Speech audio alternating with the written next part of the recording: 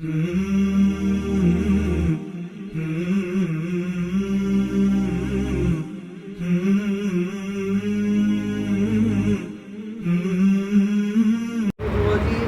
الله الرحمن الرحيم ولو ترى إذ وقفوا على النار فقالوا يا ليتنا نرد ولا نكذب بآيات ربنا ونكون من المؤمنين بل بدا لهم ما كانوا يخفون من قبل ولو ردوا لعادوا لما نهوا عنه وإنهم لكاذبون وقالوا إن هي إلا حياتنا الدنيا وما نحن بمبعوثين ولو ترى إذ وقفوا على ربهم قال أليس هذا بالحق قالوا بلى وربنا قال فذوقوا العذاب بما كنتم تكفرون قد خسر الذين كذبوا بلقاء الله حتى إذا جاءتهم الساعة بغتة قالوا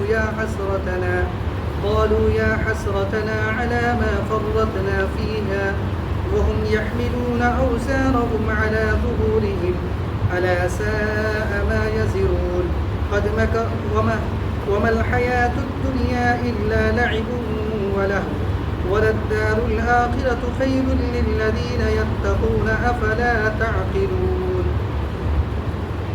یہ سورہ انعام کی آیت نمبر 27 سے لے کر آیت نمبر 32 تک کی تلاوت ہوئی ہے. جیسا کہ پچھلے ہفتے بھی کچھ اس سلسلے میں آپ حضرات کے سامنے بات آئی ہے کہ اسلام کے جو بنیادی عقیدے ہیں وہ 3 ہیں، اور بھی عقیدے ہیں لیکن بنیادی عقیدے ہیں وہ 3 ہیں جن پر کہ سب سے زیادہ قرآن کے اندر زور دیا گیا ہے: توحید، رسالت اور آخرت. یہ تینوں عقیدے ایسے ہیں کہ جو ایک مومن کی زندگی کو گویا کہ بدل دیتے ہیں، اس کے طرز زندگی کو بدل دیتے ہیں، ان کے اندر انقلاب پیدا کر دیتے ہیں. ان میں سے خاص طور پر عقیدہ آخرت اور جزا سزا کا یقین اور احساس انسان کے اندر تبدیلی پیدا کر دیتا ہے. جو آیتیں تلاوت کی گئی ہیں ان میں خاص طور پر سوال و جواب کے انداز میں عقیدہ آخرت اور آخرت کے احوال کو بیان فرمایا گیا ہے. فرماتے ہیں اور آپ اس وقت دیکھیں گے جبکہ یہ لوگ اور اگر آپ اس وقت دیکھیں جب یہ لوگ دوزخ کے پاس کھڑے کیے جائیں گے تو یہ لوگ کہیں گے ہائے کیا اچھی بات ہو کہ ہم پھر واپس بھیج دیے جاویں. اور ایسا اللہ تعالیٰ فرماتے ہیں اور اگر ایسا ہو جاوے تو ہم اپنے رب کی آیات کو جھوٹا نہ بتاویں اور ہم ایمان والوں میں سے ہو جاویں. یہ اصل کافروں کے اور جو نافرمان ہیں اور مجرمین ہیں ان کی حالت کا تذکرہ ہے. اللہ رب العزت نے پہلے ہی ذکر کر دیا ہے تاکہ وہاں جا کر کوئی عذر نہ کر سکے کہ ہم آپ کی نافرمانی میں اس لیے مبتلا تھے کہ یہاں کے حالات کا ہم کو علم نہیں تھا. اللہ تعالیٰ نے تو ہر طرح سے کئی پیرائے میں مختلف انداز میں سمجھایا ہے. اب اگر پھر بھی نہ سمجھے انسان تو وہ انسان کی کمی ہے. اتمام حجت ہے، یعنی حجت مکمل کر دیا ہے، وہاں پر کوئی عذر نہیں کر سکے گا. اللہ تعالیٰ فرماتے ہیں کہ جب یہ کافر یا نافرمان یا مجرمین یا گناہگار لوگ جہنم کے سامنے کھڑے کیے جائیں گے اور ان کو لگے گا کہ ہم اس میں گرنے والے ہیں، ان کے لیے فیصلہ ہو جائے گا، تو اس وقت ان چیزوں کو دیکھ کر یہ لوگ تمنا کریں گے کہ کاش ہم کو دوبارہ بھیج دیا جاتا تو ہم نے جو دنیا کے اندر اللہ کی آیتوں کو جھٹلایا تھا، نبی صلی اللہ علیہ وسلم کی رسالت کا انکار کیا تھا، اللہ کی وحدانیت کا انکار کیا تھا، ہم ان سے چیزوں سے باز آ جائیں گے اور دوبارہ جو ہے ایسی حرکت نہیں کریں گے جس کی وجہ سے ہماری یہ نوبت آئی ہے، اور ہم پکے سچے مومن رہیں گے. یہ تمنا کریں گے کافر لوگ اور جو لوگ کہ اللہ رب العزت کے ہاں مجرم ہوں گے اس روز. اللہ تعالیٰ نے جواب دیا اللہ تعالیٰ جو سب چیز کو جاننے والے ہیں، انسان کی سرشت کو جاننے والے ہیں، ایک کافر کی جو حالت ہے خود اس سے زیادہ جاننے والے ہیں، انسان کی فطرت سے واقف ہے کیونکہ اس نے بنایا ہے انسان کو، اس نے خود جواب دیا ہے۔ بلکہ جس چیز کو اس سے قبل دبایا کرتے تھے وہ ان کے سامنے آ گئی ہے، اور اگر یہ لوگ پھر واپس بھی بھیج دیے جاویں تب بھی یہ وہی کام کریں جس سے ان کو منع کیا گیا تھا، اور یقیناً یہ لوگ بالکل جھوٹے ہیں۔ جس چیز کو اس سے قبل دبایا کرتے تھے، دبانا مطلب یہاں پر انکار کرنا، چھپانا یعنی انکار کرنا۔ کیا انکار کرتے تھے یہ لوگ؟ اللہ کے رسول صلی اللہ علیہ وسلم کی سچائی کا انکار کرتے تھے، قرآن کی آیت کا انکار کرتے تھے، توحید کا انکار کرتے تھے، اللہ تعالیٰ فرماتے جنت جہنم کا انکار کرتے تھے، قیامت کا انکار کرتے تھے، اور قیامت میں ہونے والے سوال جواب کا انکار کرتے تھے۔ اللہ تعالیٰ فرماتے ہیں کہ اس روز یہ گفتگو ان کی اس وجہ سے ہوگی کہ یہ ساری کی ساری حقیقتیں ان کے سامنے ہوں گی۔ وہ دیکھیں گے کہ اللہ کے رسول صلی اللہ علیہ وسلم نے جو بات کہی وہ برحق ہے، اللہ رب العزت کی وحدانیت برحق ہے، قیامت آ چکی یہ برحق ہے، اور جزا سزا برحق ہے، وہ اس کو اپنی آنکھوں سے دیکھیں گے۔ بل بدا لہم ما کانوا، اسی وجہ سے یہ لوگ ایسی بات کہیں گے اور ایسی تمنا کریں گے کہ ہم کو دوبارہ بھیج دیا جائے۔ لیکن اللہ تعالیٰ آگے فرماتے ہیں اگر ان کو دوبارہ بھیج بھی دیا جائے، ایسا تو ہوگا نہیں، اللہ تعالیٰ نے ایسا قانون نہیں بنایا ہے کہ قیامت کے بعد دوبارہ کسی کو بھیجا جائے۔ لیکن اگر بالفرض سپوز دیٹ اگر دوبارہ دنیا کو آباد کر کے اس میں ان حضرات کو بھیج دیا جائے جو لوگ یہ تمنا کرتے تھے کہ دوبارہ بھیج دیا جائے، تب بھی اللہ تعالیٰ فرماتے ہیں کہ ان کی زندگی میں کوئی فرق نہیں آئے گا۔ اس وقت بھی وہ لوگ کفر کریں گے، اس وقت بھی وہ لوگ انکار کریں گے، اس وقت بھی وہ لوگ قیامت اور جزا سزا کا انکار کریں گے۔ دراصل یہی بتانا ہے، اور اس وجہ سے انکار کریں گے کہ ان کی فطرت میں گویا کہ انکار داخل ہو گیا ہے۔ اور ویسے بھی جیسے پچھلے ہفتے بھی بات آئی تھی، ویسے بھی انسان جب کٹھن مرحلہ سے گزر جاتا ہے کسی طریقے سے بھی، تو بہت سے لوگ ایسے ہوتے ہیں دوبارہ ایسی حرکت کرتے ہیں اور یہ سوچ کر کرتے ہیں کہ یار اسی طریقے سے پھر دوبارہ نکل آئیں گے اس سے۔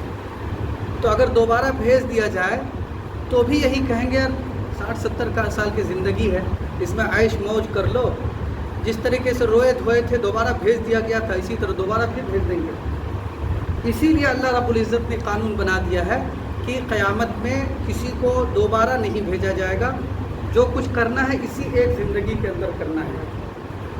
عقل مند وہی ہوگا جو یہاں پر سدھر جائے اور اسی زندگی کو صحیح کر لے، تب بھی یہ لوگ وہی کام کریں گے جس سے ان کو منع کیا گیا تھا، اور یقیناً یہ لوگ بالکل جھوٹے ہیں۔ تو اصل دوبارہ زندگی دینا یہ اصل نہیں ہے، اصل یہ ہے کہ جو زندگی ملی ہے اسی کو ہم لوگ سنواریں، اسی زندگی کے اندر ہم اللہ رب العزت کی رضامندی کو حاصل کریں۔ آگے ہے اور یہ لوگ کہتے ہیں یعنی کافر لوگ کہ جینا اور کہیں نہیں، یعنی زندگی صرف یہی ہے، صرف یہی فی الحال کا جینا ہے، جینا مطلب زندگی ہے، جینا یعنی زندگی اور کہیں نہیں، صرف یہی ایک زندگی ہے۔ قیامت کے جو منکر ہے وہ یہی کہتے ہیں، قیامت کے جو لوگ انکار کرتے ہیں، جو لوگ مسلمان نہیں ہیں تو یہی کہتے ہیں کہ یہی زندگی ہے، اسی میں کھا پی لو، اسی میں سب کچھ کر لو۔ جینا یہی ہے، صرف یہی فی الحال کا جینا یعنی زندگی ہے، اور ہم زندہ نہ کیے جاویں گے، قیامت کا جو لوگ انکار کرتے ہیں۔ اب ان لوگوں کے حالات آگے اللہ رب العزت مزید فرماتے ہیں، اور اگر آپ اس وقت کو دیکھیں جب وہ اپنے رب کے سامنے کھڑے کیے جاویں گے حساب کتاب کے لیے، اور اللہ تعالیٰ فرماوے گا کہ کیا یہ امر واقعی نہیں، پوچھا جائے گا کہ تم قیامت کا انکار کرتے تھے، کیا قیامت سچ نہیں ہے؟ ظاہر سی بات اپنی آنکھوں سے دیکھ رہے ہوں گے۔ فرماوے گا کہ کیا یہ امر واقعی نہیں ہے یعنی حقیقت نہیں ہے؟ وہ کہیں گے بے شک قسم اپنے رب کی، اللہ تعالیٰ فرمائے گا تو اب اپنے کفر کے عوض عذاب چکھو۔ تو وہاں پر تو ایمان لائیں گے، لیکن یہ ایمان نہیں کہیں گے اس کو۔ ایمان وہی ہے جو کہ نبی کے کہنے پر اور معتبر خبر پر کی بنیاد پر بن دیکھے ایمان لائے، وہی ایمان ہے، اس کو ایمان بولتے ہیں۔ اور دیکھ کر اگر کوئی بات ہم مان رہے ہیں وہ ایمان نہیں ہے، وہ تو مشاہدہ ہے. ہم نے جو دیکھا ہے اس پر ہم عمل کر رہے ہیں. تو اس لیے اس وقت کا یہ کہنا کہ ہاں واقعتاً قیامت پر حق ہے، ان کو کوئی فائدہ نہیں دے گا. اسی لیے اللہ تعالیٰ فرماتے ہیں فذوقوا العذاب بما کنتم تکفرون. اسی حقیقت کو تم جھٹلا رہے تھے، لہذا اس جھٹلانے کا مزہ چکھو.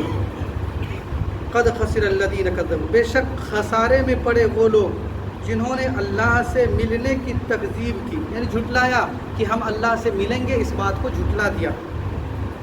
یہاں تک کہ جب وہ معین وقت یعنی قیامت، جب وہ معین میں متعین مقررہ وقت، جب وہ معین وقت ان پر دفعتاً میں اچانک، اسی کا ترجمہ بغتتاً کا ترجمہ ہے اچانک. جب وہ معین وقت ان پر دفعتاً یعنی اچانک آپ پہنچے گا تو کہنے لگیں گے کہ ہائے افسوس ہماری کوتاہی پر.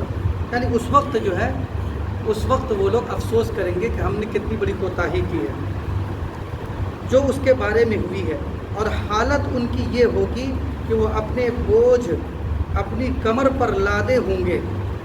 یہ دراصل جو ہے قیامت کا ایک منظر ہے کہ جو لوگ گناہگار ہوں گے وہ گناہوں کا بوجھ اٹھائے پھریں گے. بعض روایات سے بھی معلوم ہوتا ہے کہ کل قیامت کے روز جو گناہگار ہوں گے ان کے گناہ کو بوجھ بنا کر اس کے اوپر ڈال دیا جائے گا اور اسی کو لے کر پھریں گے.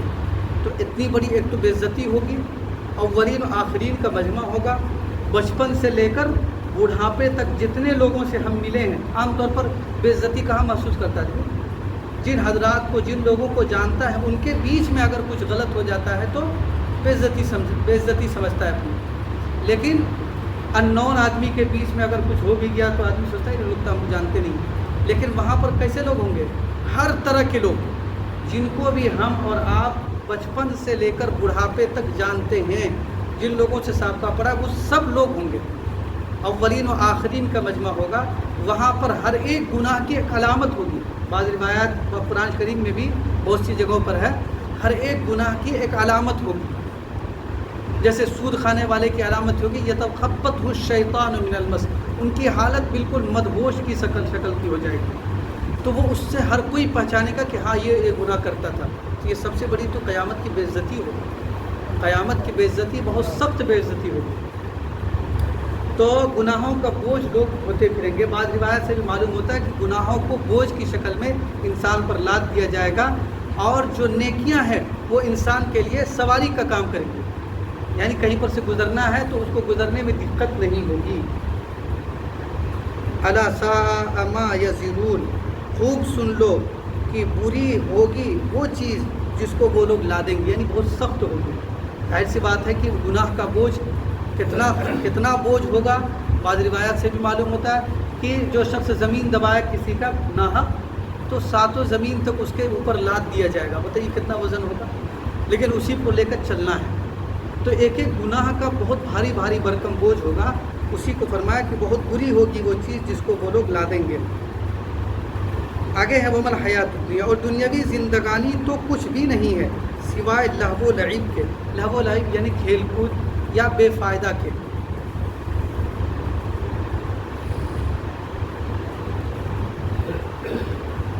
دیکھیے یہاں پر ایک چیز سمجھیے، آپ نے یہ پورا سنا، کفار کے بارے میں احوال سنا. وہ لوگ اس دن کہیں گے کہ بھائی یہ لوگ تو ان چیزوں کو ہم نے دیکھ لیا، ہم یقین بھی کر لیا، یہ کہیں گے. لیکن کوئی یہ نہیں کہے گا کہ ہم ایمان لائے ہیں اب ہم اچھا عمل کریں گے. یعنی وہی ہم اچھا عمل کرتے ہیں، آج سے ابھی سے شروع کر دیتے ہیں، لہذا ہمارے لیے جو فیصلہ ہوگا اس کو بدل دیجئے. کوئی یہ نہیں کرے گا، کیونکہ وہ بھی اس وقت حقیقت سامنے کھل جائے گی کہ وہ جو آخرت ہوگی وہ آخرت دار العمل نہیں بلکہ دار الجزا ہوگی. یعنی عمل کی جگہ نہیں ہوگی وہ، بلکہ وہ بدلے کی جگہ. جو عمل کیا ہے اس کا رزلٹ دکھانا ہے. ایگزام ہو گیا، یہی ایگزام کا رزلٹ ہے، وہ رزلٹ دکھانے کا دن ہوگا. تو رزلٹ دکھانے کے دن کوئی کہے کہ ہم کو پھر سے ہم پرچہ لکھ دیتے ہیں، کوئی فائدہ ہے؟ کچھ نہیں. تو وہ رزلٹ کا دن ہوگا، یہ بات سامنے کھل جائے گی. اس سے معلوم ہوا کہ ہم کو اسی دنیا کے اندر رہ کر ہی سب کچھ کرنا ہے، اسی دنیا کے اندر رہ کر ہی اپنے رب کو راضی کرنا ہے. اسی سے سمجھ میں آیا کہ ہر شخص کو جو چیز میسر ہے وہ زندگی ہے، اور یہ زندگی انتہائی قیمتی ہے اس شخص کے لیے جو کہ رب کے راضی کرنا چاہے، اس شخص کے لیے بہت ہی قیمتی ہے زندگی۔ اور جہاں جہاں یہ کہا گیا کہ یہ دنیا ایک کھیل کود تماشا ہے، وہ ان لمحات کے بارے میں ہے کہ جو کہ اللہ کی یاد سے اور اللہ کے یاد سے اور اللہ کے احکام سے غفلت میں گزرے، جو لمحات وہ ہے لہو و لعب، وہ ہے بے فائدہ۔ لیکن آخرت کے لیے جو تیاری کرنی ہے ہم کو اسی زندگی میں کرنی ہے، تو وہ لمحات جو ہیں جو آخرت کی تیاری میں گزرے، وہ لمحات جو اللہ کے ذکر اور اطاعت و فرما برداری میں گزرے، وہ بہت ہی قیمتی لمحات ہیں۔ تو جہاں جہاں بھی لہو و لعب، اس آیت میں بھی کہا گیا، تو جہاں جہاں بھی دنیاوی زندگی کو بے فائدہ اور اسی طریقے سے کھیل تماشا بتایا گیا ہے، وہ ان لمحات کو بتلایا گیا ہے جو لمحات کی اللہ کی یاد سے اور اللہ کی اطاعت و فرما برداری سے غفلت میں گزرے۔ اسی طرح کہا اور دنیاوی زندگانی تو کچھ بھی نہیں سوائے لہو و لعب کے، اور پچھلا گھر یعنی کہ آخرت، ایک گھر یہ ہے اور دو گھر پچھلا گھر ہوا، اور آخرت کا گھر متقیوں کے لیے بہتر ہے، کیا تم سوچتے سمجھتے نہیں ہو؟ خلاصہ یہی ہے کہ یہ جو زندگی ملی ہے، جس کا یہی محدود سی چھوٹی سی زندگی جو ہے، ہمیں اسی محدود سی زندگی کے اندر آخرت کے لیے تیاری کرنی ہے، آخرت کے لیے تیاری کرنی ہے۔ اور اس زندگی کا کوئی وقت مقرر ہے، لیکن کتنا مقرر ہے یہ ہم میں سے کوئی نہیں جانتا۔ 60 سال ہے، 60 دن ہے، 60 مہینے ہیں، 60 گھنٹے ہیں، 60 سیکنڈ ہے، کوئی نہیں جانتا۔ تو عقل مند وہی ہے جو کہ ہر لمحے کو آخرت میں اور آخرت کی تیاری میں اور اللہ کی اطاعت و فرما برداری میں گزارے۔ اللہ رب العزت ہم لوگوں کو توفیق عطا فرمائے۔ قد نعلم إنه ليحزنك الذي يقولون فإنهم لا يكذبونك ولكن الظالمين بآيات الله يجحدون ولقد كذبت رسل من قبلك فصبروا على ما كذبوا وأوذوا حتى أتاهم نصرنا ولا مبدل لكلمات الله ولقد جاءك من نبأ المرسلين۔ ان دونوں آیت کے اندر اللہ رب العزت نے اپنے نبی صلی اللہ علیہ وسلم کو تسلی دی ہے۔ ظاہر سی بات ہے کہ وہ لوگ تانے دیا کرتے تھے اور وہ لوگ ہر طرح سے ستاتے تھے اور اسلام کے راہ میں رکاوٹ بننے کی کوشش بھی کیا کرتے تھے۔ ایک طرف پیارے آقا صلی اللہ علیہ وسلم کی حالت یہ تھی کہ راتوں کو جاگتے تھے، ان لوگوں کے لیے آنسو بہایا کرتے تھے کہ کسی طریقے سے وہ لوگ جہنم سے نکل کر جنت کی طرف، جنت میں جانے والے راستے کو پکڑ لیں، کسی طریقے سے ہدایت کے راستے پر آ جائیں، اور اس کے لیے اپنا سب کچھ قربان کر دیا۔ اب ایسی صورت میں اگلے کی طرف سے کیا آتا ہے تو پتھر آتا ہے، اگلے کی طرف سے گالی ملتی ہے، اگلے کی طرف سے طعن و تشنیع ملتی ہے۔ ظاہر سی بات ہے کتنی تکلیف ہوگی اگر آپ کسی کے ساتھ ہمدردی کر رہے ہوں اور اگلا صرف اگر ہمدردی کو نہ بھی مانے تب بھی آپ کو تکلیف ہوگی۔ چہ جائے کہ آپ اس کے لیے سب کچھ کر گزرے، اس کے باوجود ادھر سے وہ طعن و تشنیع کرے تو آپ کو کتنی سخت تکلیف ہوگی۔ اسی لیے جا بجا اللہ رب العزت نے اپنے نبی صلی اللہ علیہ وسلم کو تسلی دی ہے۔ فرماتے ہیں ہم خوب جانتے ہیں کہ آپ کو ان کے اقوال مغموم کرتے، اقوال مانے باتیں، مغموم مانے غمگین۔ ہم خوب جانتے ہیں کہ آپ کو ان کے اقوال یعنی ان کی باتیں مغموم کرتے ہیں، یعنی کہ غمگین کرتے ہیں، آپ کو تکلیف پہنچتی ہے، دلی تکلیف پہنچتی ہے کہ آپ کس طریقے سے ان کو جہنم کے آگ سے بچانے کی کوشش کرتے ہیں، اور یہ لوگ آپ کو کبھی مجنون کہتے ہیں، کبھی دیوانہ کہتے ہیں، کبھی کاہن کہہ دیتے ہیں، کبھی کچھ اور کہہ دیتے ہیں، تو اس سے آپ کو تکلیف پہنچتی ہے، ہم خوب جانتے ہیں۔ پھر تسلی والے الفاظ ہیں، فرماتے ہیں سو یہ لوگ آپ کو جھوٹا نہیں کہتے، لیکن یہ ظالم تو اللہ کی آیتوں کا انکار کرتے ہیں، کیونکہ اللہ رب العزت نے ہی آپ کو نبی بنایا ہے، اللہ رب العزت نے ہی آپ کو یہ مشن سونپا ہے، تو اللہ آپ کا انکار کرنا یا آپ کو جھوٹا بتانا دراصل اللہ رب العزت کے احکام اور اللہ رب العزت کی آیات کو جھوٹا بتلانا ہے۔ اس لیے آپ غمگین نہ ہوں۔ اور بہت سے پیغمبر، یہ ایسا نہیں کہ صرف یہ آپ ہی کے ساتھ ہے کہ آپ ہی کو تکلیف دی جا رہی ہے، بلکہ بہت سے پیغمبر جو آپ سے پہلے ہوئے ہیں ان کی بھی تکذیب کی جا چکی ہے، ان کو بھی جھٹلایا جا چکا ہے۔ لہذا جب ایک بات مطلب چلی آ رہی ہے تو اس سے انسان کو غم کم ہوتا ہے۔ تو اسی وجہ سے اللہ رب العزت فرماتے ہیں کہ آپ اکیلے نہیں ہیں کہ آپ کو اس راستے میں ستایا گیا، بلکہ آپ سے پہلے جو بھی اس راستے میں قدم رکھے ہیں انبیاء علیہ السلام، ان کو اس راستے میں ستایا گیا ہے۔ انہوں نے اس پر صبر ہی کیا، جو پچھلے انبیاء علیہ السلام ہیں انہوں نے صبر کیا کہ ان کی تکذیب کی گئی اور ان کو ایذائیں پہنچائی گئی، ان دونوں باتوں پر انہوں نے صبر کیا، یہاں تک کہ ہماری امداد ان کو آ پہنچی۔ اور اللہ تعالیٰ کی باتوں کو کوئی بدلنے والا نہیں ہے۔ اور آپ کے پاس بعض پیغمبروں کے بعض قصص پہنچ چکے ہیں، یعنی خلاصہ یہی ہے کہ ان پیغمبروں کے پاس، ان پیغمبروں نے بھی جب اپنی قوموں کو بتلایا اور راہ راست پر لانے کی کوشش کی تو ان کی قوموں نے ان کو بھی ستایا، تکلیفیں پہنچائی، لیکن انہوں نے صبر کیا اور اس کے نتیجے میں ایک دن وہ آیا کہ اللہ رب العزت کی مدد پہنچی اور ان کی باتیں اور ان کے لوگ سب کے سب غالب آئے، اور جو لوگ مجرمین تھے وہ لوگ مغلوب ہوئے۔ اسی طریقے سے اللہ رب العزت اسی طریقے سے آج بھی اگر آپ صبر کرتے ہیں تو اللہ رب العزت کی مدد پہنچے گی اور ایک دن آپ لوگ بھی غالب آئیں گے۔ اور ایسا ہوا کہ اللہ رب العزت نے اسلام کو غلبہ عطا فرمایا۔ اللہ رب العزت ہم لوگوں کو آخرت کی تیاری کی توفیق عطا فرمائے۔ سبحان اللہ و بحمدہ، سبحانک اللہم و بحمدک، نشہد ان لا الہ الا انت، نستغفرک و نتوب الیک۔ سبحان ربک